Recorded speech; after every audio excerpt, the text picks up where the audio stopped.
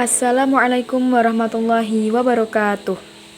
Perkenalkan, nama saya Nasriatul Fajar dengan NIM 211111041 kelas 3B Prodi Ilmu Al-Quran dan Tafsir. Pada kesempatan kali ini, saya akan memberikan informasi kepada teman-teman mengenai kaidah istifham.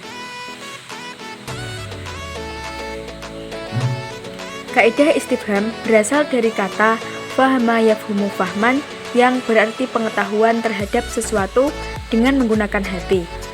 Imam Sibawayh menambahkan yaitu sesuatu pengetahuan dengan menggunakan hati dan juga akal. Kemudian, ia akan berubah menjadi fi'il mazid atau kata kerja yang ketambahan huruf dan dari huruf aslinya. Dengan ketambahan 3 huruf pada awal katanya, yaitu berupa huruf alif, sin, dan juga ta, nah maka itu disebut dengan fi'il sudasi yang mempunyai arti at-tolab atau permintaan. Jadi, istifham di sini menurut bahasa adalah meminta pengetahuan. Adapun pengertian istifham menurut istilah, itu ada beberapa pendapat. Menurut Az-Zarkashi, istifham adalah mencari pemahaman tentang suatu hal yang tidak diketahui. Sedangkan menurut Asyuyuti, istifham itu memiliki berbagai makna. Akan tetapi, maksud pokoknya dari kaidah istifham yaitu mencari pemahaman tentang suatu hal. Yang selanjutnya yaitu contoh penerapan kaidah istifham dalam surat Al-Baqarah ayat 211 yang bunyinya Bismillahirrahmanirrahim. Sal bani Israila kam atainahum min ayatin bayyinah wa man yubaddil ni'matallahi min ba'di ma ja'athu fa innallaha syadidul iqab. Yang artinya, tanyakanlah kepada Bani Israel berapa banyak bukti nyata yang telah kami berikan kepada mereka. Barang siapa menukar nikmat Allah setelah nikmat itu datang kepadanya, maka sungguh Allah sangat keras hukumannya. Kemudian penafsiran surat Al-Baqarah ayat 211 dalam kitab tafsir Al-Azhar yaitu kalau ditanyakan kepada mereka berapa Musa telah memperlihatkan mukjizat, berapa nabi-nabi yang lain yang banyaknya telah membawa keterangan untuk menunjukkan mereka jalan yang benar, niscaya Bani Israel akan mengakui bahwa mereka telah menerima banyak sekali. Kalau melihat riwayat Bani Israel itu, tampaklah betapa kasih Allah kepada hambanya. Benar-benar dituntun dan diberi penerangan, diberikan nabi-nabi dan rasul-rasul secara berulang-ulang. Sesudah pertolongan besar yang pertama, yaitu pembebasan mereka dari penindasan Fir'aun dengan mukjizat yang sangat luar biasa. Akan tetapi, bagaimana pula riwayat Bani Israel kemudian nikmat yang diberikan oleh Allah itu berganda-ganda. Akan tetapi, mereka menyanyiakan, bahkan mereka lebih mengedepankan hawa nafsu. Peraturan Allah mereka tukar dengan membawa agama mereka sendiri-sendiri. Kemudian bagaimana terjadinya Bani Israel itu? Bukankah mereka hancur lebur sampai bangsa Babil melawan, bangsa Mesir melawan, bangsa Yunani dan Romawi melawan, sehingga habis dan kocar-kacir. Namun, mereka masih berbangga mengatakan diri mereka bangsa pilihan Allah Subhanahu wa Ta'ala di muka bumi. Maka berfirmanlah Allah tentang nasib mereka lantaran itu. Inilah undang-undang Tuhan yang berlaku terhadap Bani Israel dapat dilihat nyata pada waktu yang diturunkan. Maka supaya bahaya begini jangan menimpa umat yang telah beriman kepada Nabi Muhammad SAW yang telah disebut ummatan waswaton, sebaik-baik umat, sebagaimana kelak akan ditafsirkan dalam surat Ali Imran. Nah, untuk mencegah bahaya itulah, maka pada ayat yang telah terdahulu, yaitu ayat 208, umat yang beriman kepada Nabi Muhammad disuruh masuk ke Islam dalam keseluruhannya. mencari jalan damai, jalan bersatu, jangan berpecah memperturutkan hawa nafsu dan kehendak-kehendak sendiri. Yang satu pecahan tidak mau lagi mengenal kepada pecahan yang lain. Semua pihak mengatakan bahwa merekalah yang benar sedangkan semuanya masih mengakui orang Islam. Kemudian diberilah keterangan yang lebih jelas lagi apa yang membawa mereka pecah. Analisa kaidah tafsir. Dalam ayat tersebut terdapat huruf istifham yaitu huruf kam yang memiliki arti berapa. Nah, dalam kasus ini berapa yang dimaksud di sini adalah yaitu berapa jumlah banyak bukti yang diberikan oleh Allah kepada Bani Israel pada masa itu. Yang selanjutnya yaitu pentingnya mengetahui makna istifham. Seperti yang kita ketahui bahwa dalam memahami ayat suci Al-Quran tidaklah boleh sembarangan dan tentunya membutuhkan beberapa bidang keilmuan untuk mengetahui makna yang sebenarnya.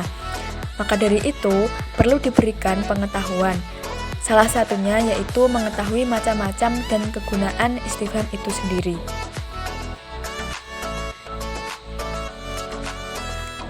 Memasuki kaidah yang kedua yaitu mengenai kaidah al-ziyadah. Pengertian al-ziyadah. Kata ziyadah sendiri itu secara etimologi berakar dari huruf za, ya, dan juga dal yang berarti tambahan ataupun kelebihan.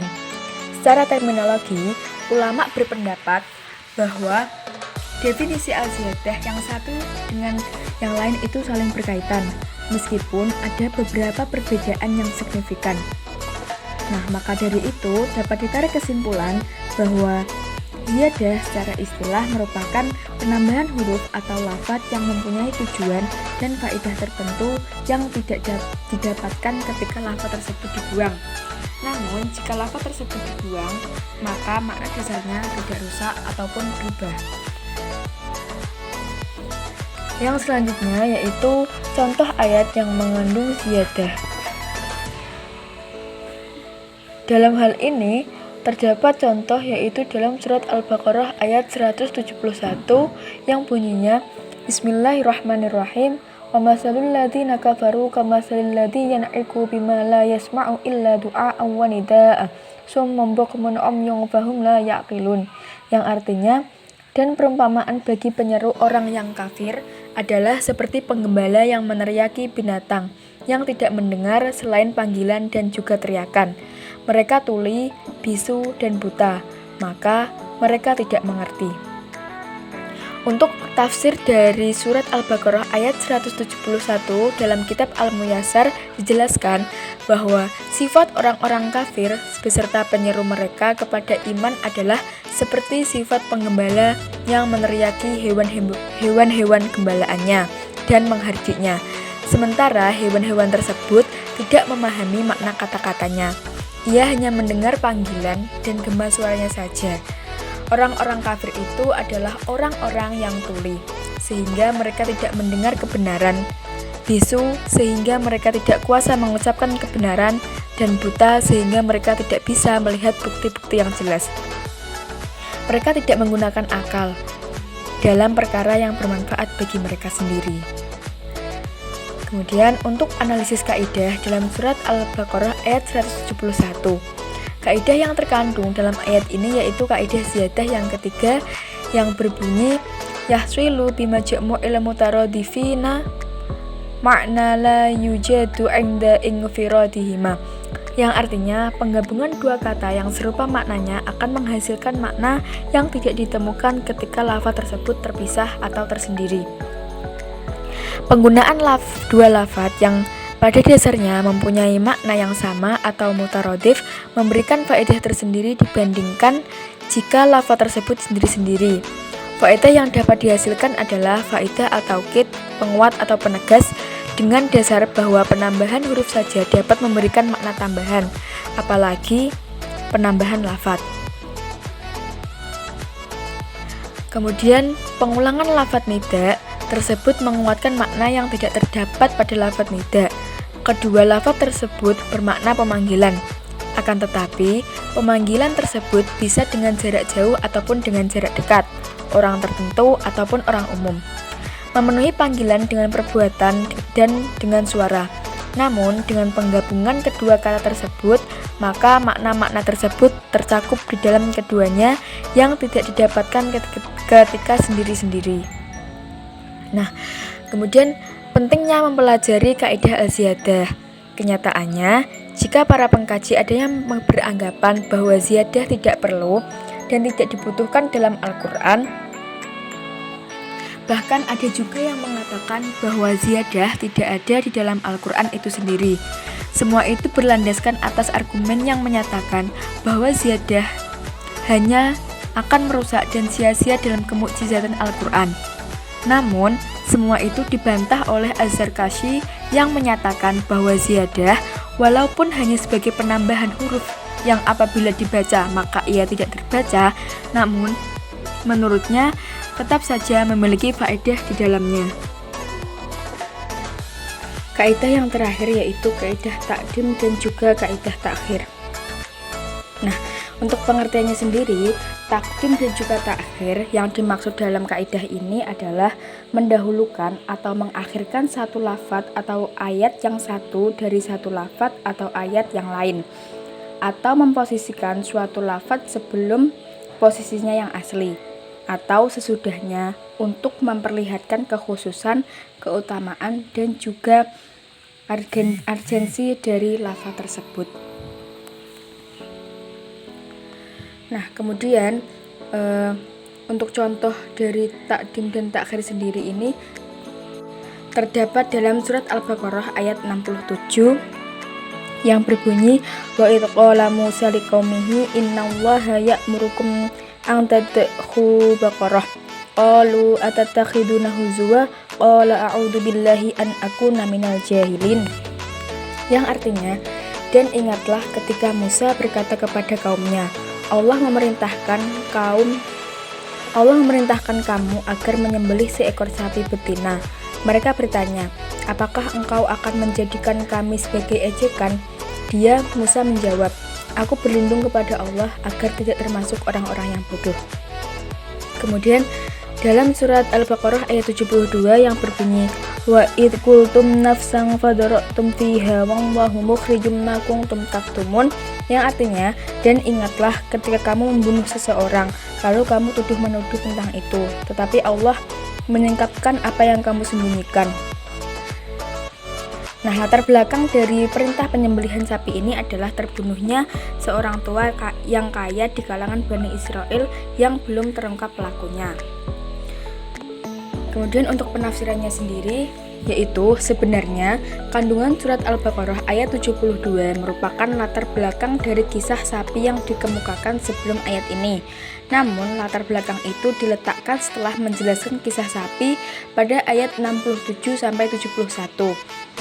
Nah, hal itu mungkin disebabkan karena konteks kelompok ayat-ayat ini adalah gambaran tentang sikap batin Bani Israel terhadap perintah Allah. Sedangkan hal tersebut lebih jelas bila kisah sapi dikemukakan terlebih dahulu. Kemudian menurut Muhammad Quraish Shihab, ayat 67-71 masih merupakan runtutan uraian tentang Bani Israel dengan aneka nikmat yang Allah anugerahkan kepada mereka serta berbagai kecaman atas sikap buruk mereka. Pada ayat-ayat yang lalu dapat dikatakan sebagai uraian tentang kedurhakaan mereka menyangkut hak Allah secara umum. Sedangkan ayat 67-71 menggambarkan kekerasan hati dan kedangkalan pengetahuan mereka tentang makna keberagaman serta bagaimana seharusnya sikap terhadap Allah Subhanahu wa taala dan juga nabinya. Kemudian untuk analisis kaidah di sini itu menggunakan kaidah yang berbunyi at-taqdimu fi dzikri la ya'ni fil wuqu'i wal hukmi. Nah, maksudnya adalah penyebutan suatu kata atau kalimat tidak berarti terdahulu dalam realitas ataupun hukumnya. Kaidah ini butuh penjelasan karena bentuk-bentuk takdim dan takhir dalam Al-Quran mempunyai beberapa arti. Kadang redaksi ayat didahulukan karena beberapa alasan, misalnya karena realitanya memang terdahulu atau didahulukan, karena mengandung makna kemuliaan, atau terkadang didahulukan karena sulitnya untuk dijelaskan atau muskil, dan setelah dikaji dengan pendekatan takdim dan takhir maka maknanya menjadi jelas. Kemudian ucapan Nabi Musa alaihi wasallam pada ayat di atas diungkapkan setelah terjadinya perselisihan dan saling tuduh menuduh atas peristiwa pembunuhan tersebut. Jika kedua ayat tersebut di atas kita amati, maka akan nampak bagi kita bahwa ayat 72 sebenarnya merupakan sebab atau latar belakang terjadinya perintah penyembelihan sapi betina. Kemudian Al-Baghawi berkata bahwa ayat 72 di atas merupakan awal kisah, walaupun pada urutan tilawahnya berada setelah ayat 67, sebagaimana yang dikatakan oleh Al-Wahidi bahwa perselisihan dan saling tuduh-menuduh atas pembunuhan tersebut terjadi sebelum peristiwa penyembelihan. Kemudian yang terakhir yaitu mengenai pentingnya mengetahui kaidah tersebut. Nah, dari uraian di atas dapat disimpulkan bahwa kaidah takdim dan takhir adalah suatu dasar atau patokan untuk mengetahui keadaan suatu lafaz atau ayat Al-Quran yang didahulukan atau yang diakhirkan, yang bertujuan untuk menyingkap rahasia kekhususan dan keutamaan dari suatu lafaz maupun ayat sesuai maksud dan tujuannya, sehingga makna hakiki yang dikehendaki oleh suatu ayat dapat hadir di benak dan dipahami oleh para pembacanya. Mungkin itu uraian singkat dari saya, kurang lebihnya mohon maaf. Sekian, wassalamualaikum warahmatullahi wabarakatuh.